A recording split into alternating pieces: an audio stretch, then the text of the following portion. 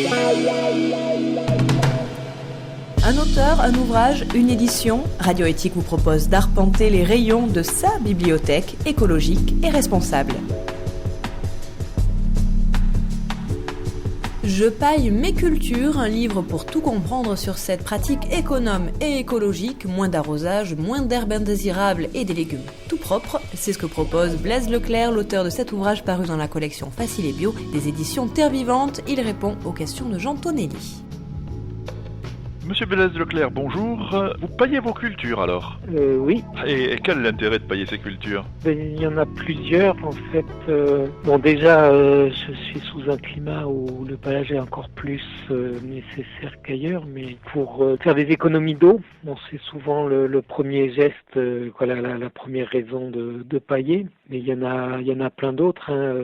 Limiter les mauvaises herbes. Le paillage crée l'obscurité à la surface du sol, donc limite la germination et la pousse des petites plantules. Et après, il y a aussi, par exemple, la lutte contre les maladies des plantes, que la plupart de maladies comme le mildiou, par exemple, ce sont des champignons pathogènes qui se développent dès que l'air est suffisamment humide. Et en fait, le paillage, en maintenant une terre humide sous la culture, permet d'avoir des plantes plus saines, un air plus sec au niveau des feuilles. Par exemple, les tomates, avec une bonne couche de paille de l'ordre de 20 cm. C'est sûr qu'on limite les arrosages, on limite l'enherbement, mais aussi on crée une atmosphère plus sèche au niveau des feuilles, et donc on a moins de problèmes de mildiou. Oui, c'est intéressant ça, au niveau maladies cryptogamiques. Et au niveau des paillages, quand on parle paillage, on pense à paille, puisque c'est le mot initial.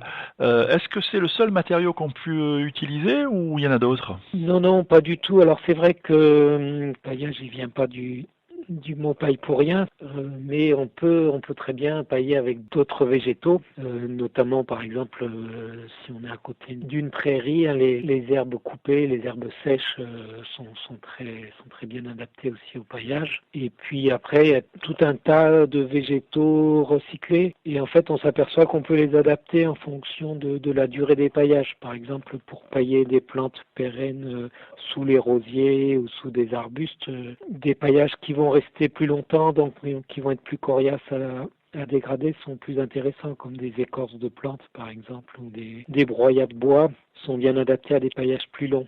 Inversement, on peut aussi pailler avec des produits plus frais, comme des tontes de gazon, mais alors en épaisseur plus faible. Et puis c'est un intérêt aussi, et ça c'est un autre intérêt du paillage, c'est que le paillage petit à petit va être digéré par le sol, et notamment les vers de terre. Donc là, on peut parler de paillage nutritif, c'est-à-dire qu'on amène le paillage pour protéger la surface du sol, mais ça va en même temps nourrir micro-organismes. Donc le paillage ne se limite pas à l'évaporation et la conservation de l'humidité et l'assèchement de la plante par-dessus, ce qui est très intéressant aussi.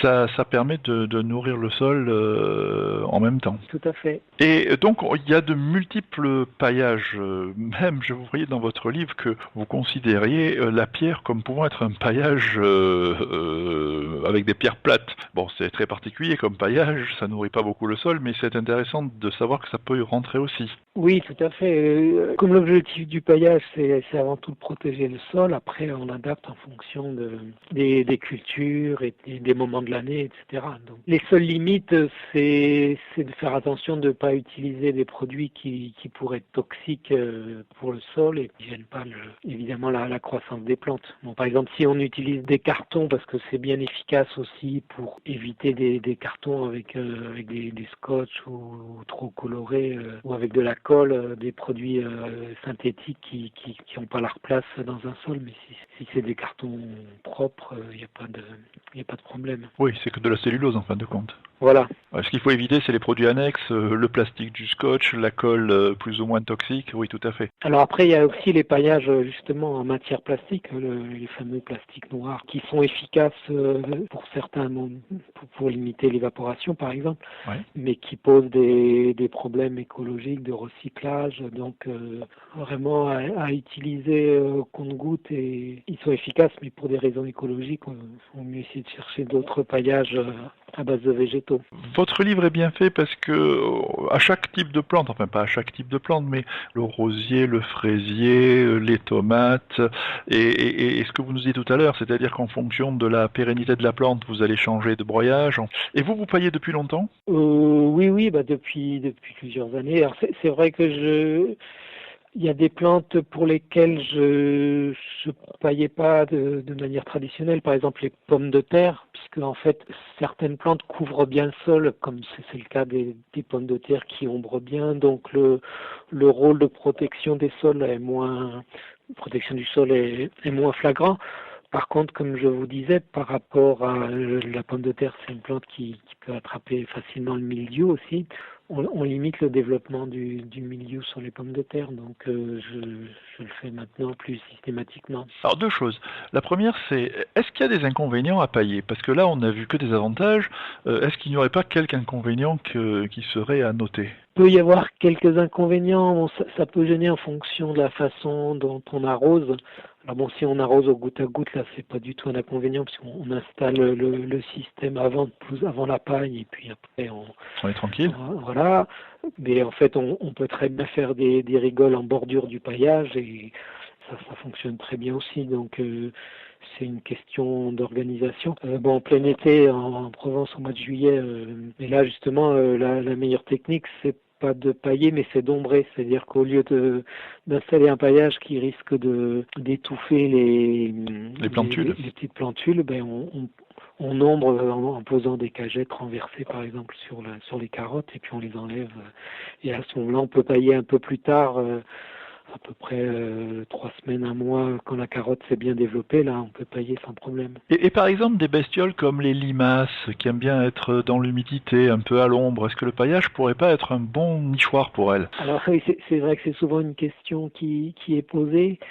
Mais en fait, si effectivement sous la paille on peut avoir des bonnes conditions pour le développement des limaces, on a aussi d'excellentes conditions pour ces auxiliaires, comme par exemple les carabes ou même des auxiliaires plus gros comme des orvets. Vous voulez dire pour nos auxiliaires et pour leurs prédateurs? Voilà, pour nos auxiliaires et les prédateurs des limaces. Oui. Un carabe, ça mange énormément d'œufs de limaces ou d'escargots. Et en fait, il nettoie sous la paille. En plus, quand on voit se déplacer des limaces ou des escargots, ils se déplacent plus rapidement en sol nu que sur un paillage. Écoutez, en tout cas, moi je vous remercie parce qu'il y a plein de choses à apprendre sur les paillages, faire la différence entre le paillage et le BRF, ça nous donne envie de se remettre à cultiver. Tout à l'heure, on parlait d'économiser de l'eau. Cette année, avec tout ce qui nous est tombé sur la tête, les nappes phréatiques sont correctes, mais ça ne veut pas dire pour ça que ça va durer longtemps, donc il vaut mieux quand même toujours économiser de l'eau. Je vois qu'ici, dans notre région, on est encore largement en déficit. Ah d'accord. Oui, j'ai eu l'occasion de voir une fosse chez un agriculteur à 1 mètre de profondeur. En fait, en février, l'eau avait pénétré que jusqu'à 50 cm et dessous, c'était sec. Je paille mes cultures, un ouvrage signé Blaise Leclerc de la collection Facile et Bio des éditions Terre Vivante.